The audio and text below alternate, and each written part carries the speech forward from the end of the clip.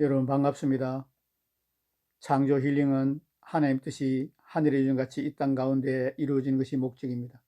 진리 회복과 천하보다 귀한 영혼을 구원하는 것이 목적입니다.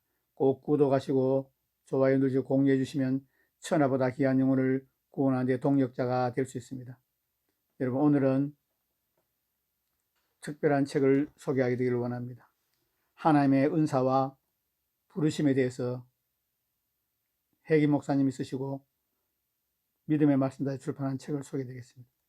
하나님의 은사와 부르심, 케네디 해김 목사 지으시고 믿음의 말씀사에서 출판한 책을 소개드리겠습니다. 해김 목사님은 유명하기 때문에 해김 목사님 책 소개는 생략하겠습니다. 이 책은 2013년 5월 2일 날 초판 인쇄했습니다. 목차를 읽어드리겠습니다. 제1장 은사가 각각 다르니, 제2장 난 말씀을 전한 자, 3. 책임질 수 있는 나이, 4장 하늘로부터 온 음성. 오늘은 각각 은사가 다르니 1장을 소개해 드리겠습니다. 로마서 11장 29절 하나님의 은사와 부르심에는 후회함이 없느니라. 로마서 12장 4절에서 6절 우리가 한 몸에 많은 지체를 가졌으니 모든 지체가 같은 기능을 가진 것이 아니니 이와 같이 우리 많은 사람이 그리스도 안에서 한 몸이 되어 서로 지체가 되었느니라. 우리에게 주신 은혜대로 받은 은사가 각각 다르니. 아멘. 바울이 로마에 있는 교회에 이 편지를 썼을 당시에는 장과 절로 구분되지 않았고 한 통의 편지를 보냈을 뿐입니다. 그러나 사람들이 인용하고 언급하기 쉽게 하려고 그 편지를 장과 절로 나눈 것입니다. 바울은 로마서 11장에서 시작된 하나님의 은사와 부르심에 관한 논의를 12장에서도 계속합니다.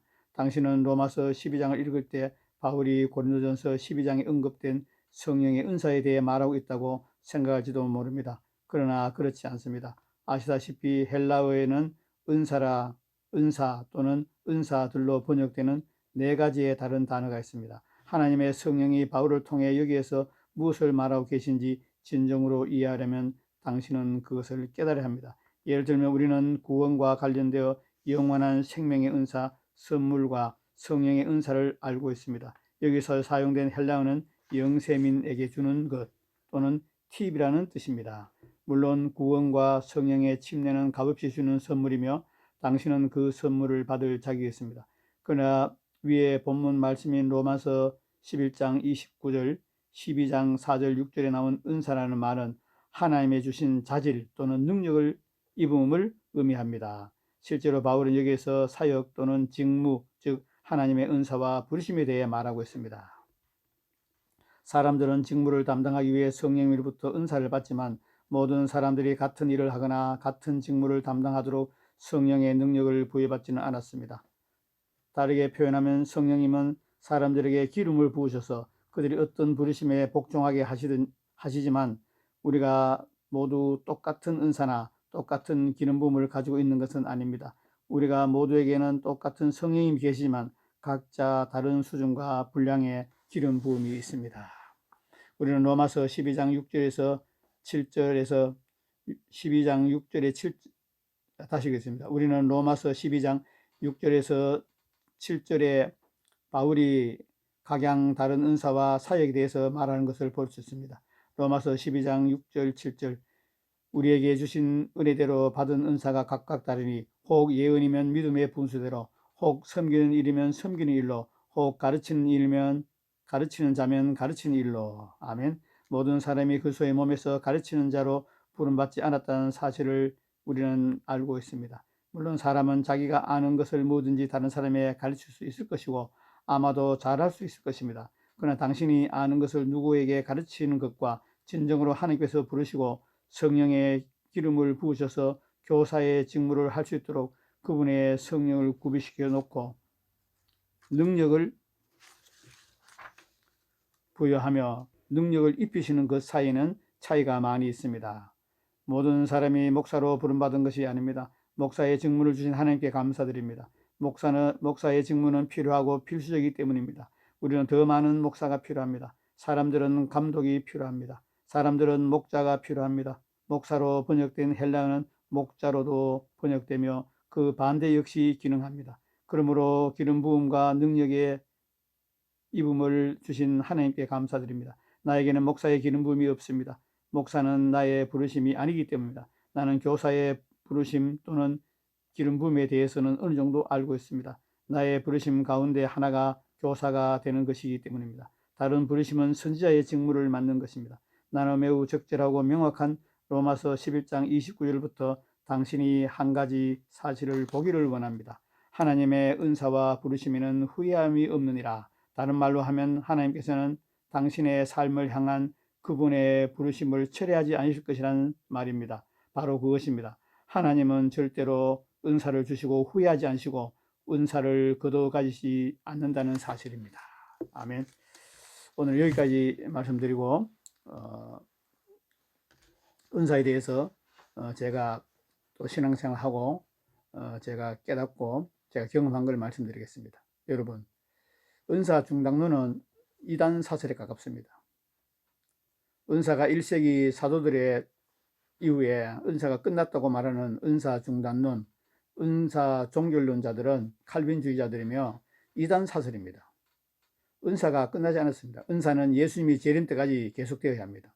은사는 왜 주시냐면요, 은사로 영혼들을 섬기라고요. 우리는 예수님의 십자가의 보혈 공로를 믿고 제사함 받을 뿐만 아니라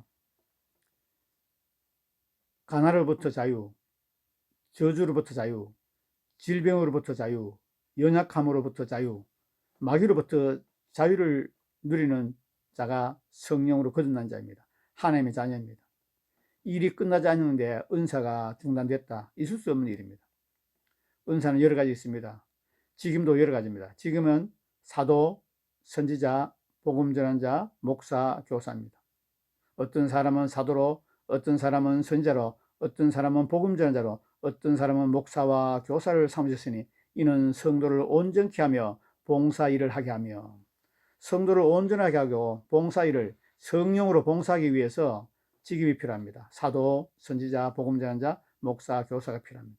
그런데 한국 교회에는 목사만 있습니다. 교사만 있습니다. 성경을 오해하고 성경에 대한 무지 때문에 은사 중단론을 맹신하고 하나님의 말씀을 교리로 폐하고 있습니다. 불경죄입니다. 불순한죄입니다. 불법을 행하는 자들입니다. 여러분, 불법을 행하는 자들에게 따라가지 마시기 바랍니다. 여러분, 성령 세례 받으면 방언은 자동적으로 합니다.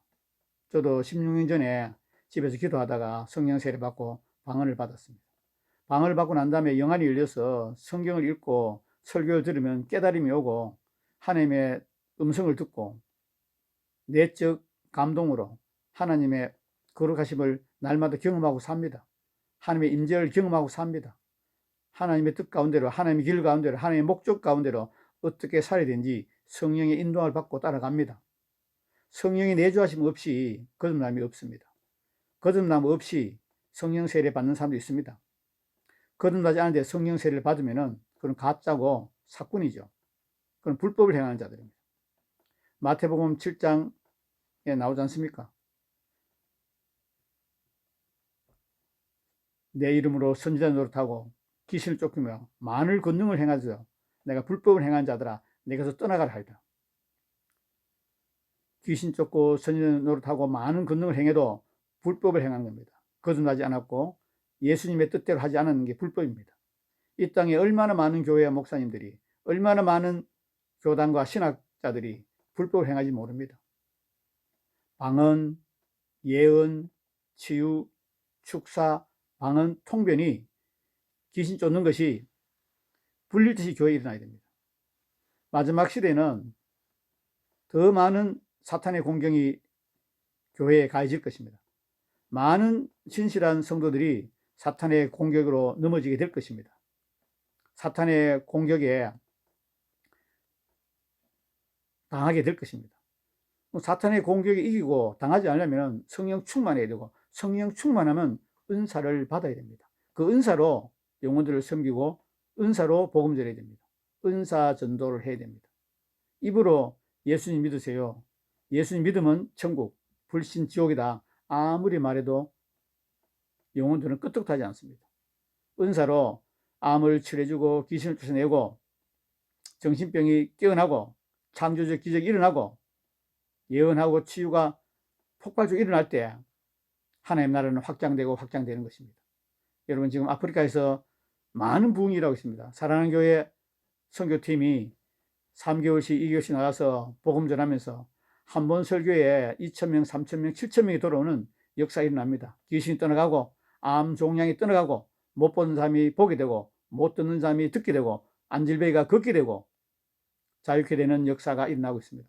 한국 교회에도 이런 하나님의 은사와 부르심이 풍성하여 성령 충만함으로 세상을 이기고 죄를 이기고 많은 영혼들이 죽게 도는 역사가 일어나길 간절히 원합니다. 끝으로 한 말씀 드리고 마치겠습니다.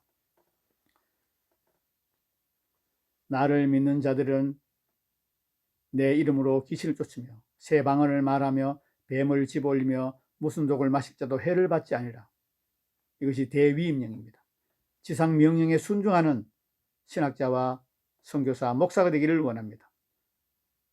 요한복음 14장 12절에 내가 진실로 진실로 이르노니 나를 믿는 자들은 나의 하는 일을 저도 할 것이요 이보다 큰 일도 하리니 이는 내가 아버지께로 가밀어다.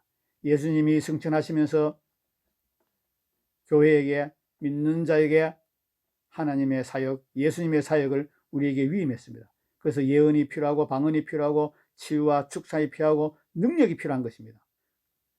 이 복음은 모든 믿는 자에게 구원을 주시는 하나님의 능력이 됩니다. 복음은 하나님의 능력입니다. 성령이면 하나님의 능력입니다. 성령 충만함으로 하나님의 능력을 드리고 귀신을 쫓고 방언하고 예언하고 축사하고 귀신 쫓으며 하나님 나라가 확장되고 확장되고 많은 영혼들이 날마다 주께 돌아오기를 간절히 원합니다. 창조 힐링은 진리 회복과 영혼 구원이 목적입니다. 끝까지 시청해 여러분 감사합니다.